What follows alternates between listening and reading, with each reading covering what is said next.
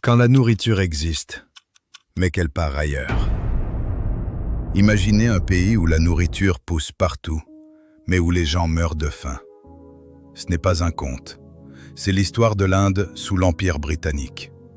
La Compagnie des Indes, puis la Couronne, ont pris le contrôle des terres. Fini de planter du riz pour nourrir les familles. Place au coton, à l'opium, à l'indigo, des cultures destinées à l'exportation. Pendant ce temps, les réserves de céréales diminuaient, les prix explosaient et la faim s'installait. Quand la sécheresse frappait, le pire arrivait.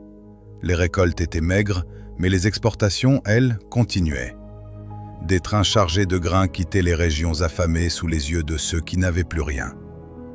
On justifiait ça par les lois du marché, la discipline économique. Mais derrière ces mots, des millions de vies étaient sacrifiées. La famine du Bengale en 1943 a fait des millions de morts, alors que des navires remplis de nourriture quittaient encore les ports indiens. On a parlé d'erreurs, de mauvais calculs, des besoins de la guerre. Mais pour les victimes, la cause était claire. Les profits passaient avant les vies. L'histoire de l'Inde coloniale nous rappelle qu'une famine n'est pas toujours une fatalité naturelle. Parfois, elle est le résultat de décisions politiques. Si vous voulez en savoir plus sur ces sujets oubliés, abonnez-vous.